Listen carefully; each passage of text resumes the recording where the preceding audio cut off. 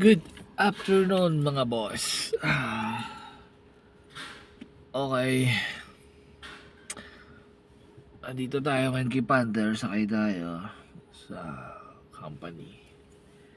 Andito ako sa loob ng sasakyan. Naka-turn off ang engine.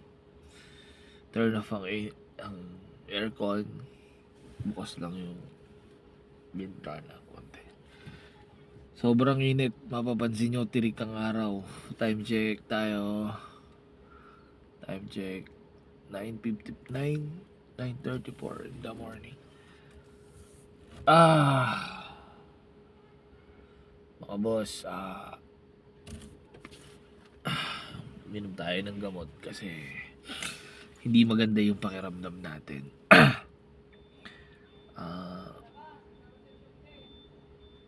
Sipon ata ako, sumapa yung hindi ko rin natin ako. Siguro it's because nung nagpersa tayo nung last week. Ito yung kapalit. Minom na ako ng gamot. So, yung tinatawag nilang mag-asawang gamot. So, hopefully sana mag-okay.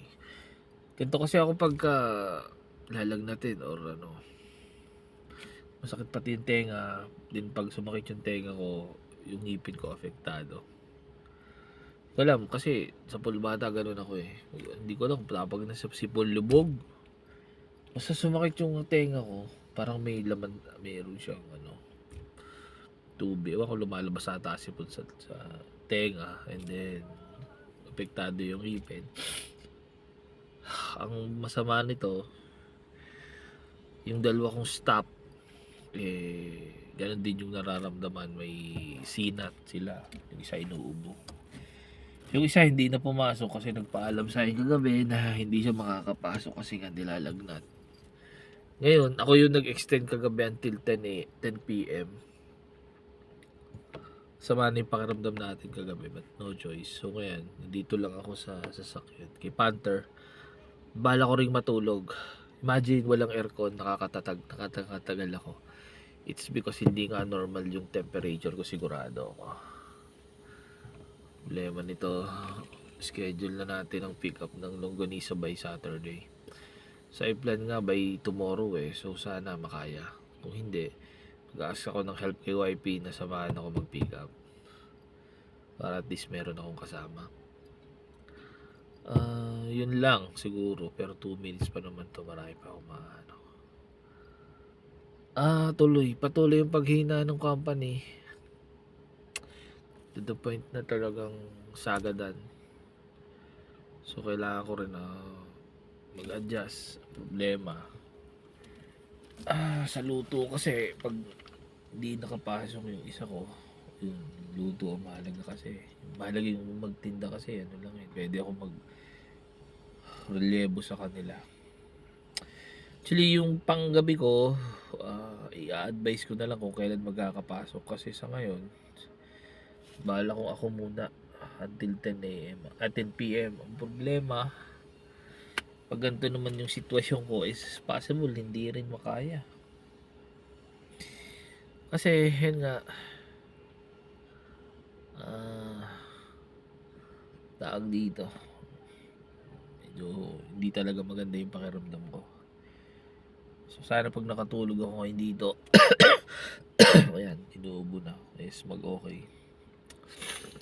So tomorrow Friday, so hindi na ako magpapakantin kasi limit konti na lang yung papasok. So possible 6 machines lang ang tatakbo nila. Then sa gabi ganun din sigurado. So makakat na naman ang Friday ko. Pero kung ako is walang ganito, so ako mapasok sa kasi may patakbo namang machine. So at least makapagbenta-benta man lang ako ng kahit na di ba? Ayun, pero tingnan natin. Sayang din naman kasi ang benta. Para pat naging raketerong daddy tayo, di ba? But yun nga yung sinasabi ko, kailangan din natin i-consider ang ating health. Kasi once na yung health natin ang hindi maganda ang timpla, hindi rin tayo hindi rin tayo magiging productive, tinatawag nila. So tignan natin. Uminom na naman ako ng gamot. Hindi kasi tayo pwedeng tumigil eh. Kahapon may in-update ako mga redundant uploading because nag-testing ako nung video editor. CapCut ba yan? So ang inaaral ko pa siya. So, tinry kong yung mga mahahabang video i-compress tapos nilalagyan ng iba. So let's say one video 3 episode ganun para at least hindi ma-bored yung mga daddy nating nanonood, no? Ano pa ba? Wala naman akong inaalala ko yun to, sobrang hapit natin last week. Ito naman yung kapalit, masama yung pakiramdam ko ngayon. So, tingnan natin, sana umuwi ako hanggang mamaya bukas kasi may pick up tayo ng longganisa.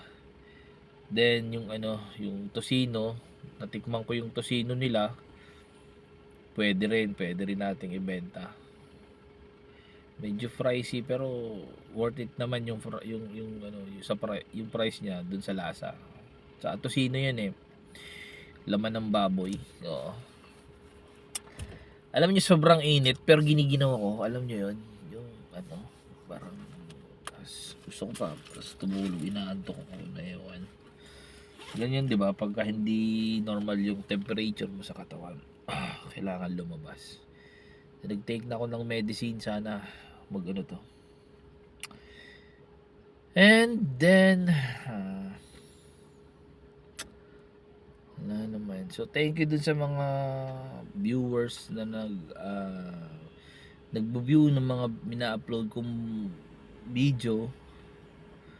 I know hindi naman pa ako ganun ka expert para sa mga ganyang editing, vlogging and but thank you pa rin kasi may mga nag-e-effort, merong nagtitingnan. Kasi nung last week habang nagtitinda ako ng longganisa, may nag-acknowledge sa akin, sabi niya sa akin, ikaw yung nagbablog, no? Binablog mo tong longganisa mo, no? So nagulat, hindi ko alam kung paano magre-react eh. Then, sir, sabi ko, ako po yun, binibideo ko lang yung mga ginagawa ko, sabi ko. And at the same time, yun, sabay upload. Wala siyang kahit na okay yan, sabi niya. Tapos dito sa company, ang akala kasi nila, kino-content ko lang yung longganisa, parang okay, video ko then benta. Sabi ko hindi. Since mahina si company, sabi ko, Jeff, so domino effect, mahina din ang kantin ko, syempre nagtitipid ng mga tao, laging sinasabi, diba? So humanap ako at nag-isip ako at si Mrs. nga. Actually si Mrs. na nag-isip nung longganisa na yun, hindi ako. So sabi na magbenta ka o magpa-order tayo. Yun yung plan niya. But sabi ko nga, since nandito naman si Panther, bakit hindi ko na lang ilagay at ako magbenta? So yun, nagpatok naman. So ngayon ang ginagawa ko, since gusto ko rin naman mag-vlog, sinasabay ko na. Ang problema ko lang kasi ngayon is masyadong mahaba yung mga video ko na hindi ko naman talaga na-edit. So ngayon nung na-edit ko, umabot lang siya ng 2 to 5 minutes lang ang pinakamahaba eh. Oo. Kasi sabi nga nung iba, baka naboboard daw ang mga viewers kung meron man. So siguro meron kasi I have 42 views naman dun sa isang dun sa street lunch, naka 42. So yung isa 36. Nakakatuwa naman kasi then my followers is from 0 to 169, diba? And then my friends is 900 something. Ayun, sana magtuloy-tuloy, then makilala tayo. Wala naman tayong ibang hangad kundi ang makilala. Yan, then tumulong dun sa mga kagaya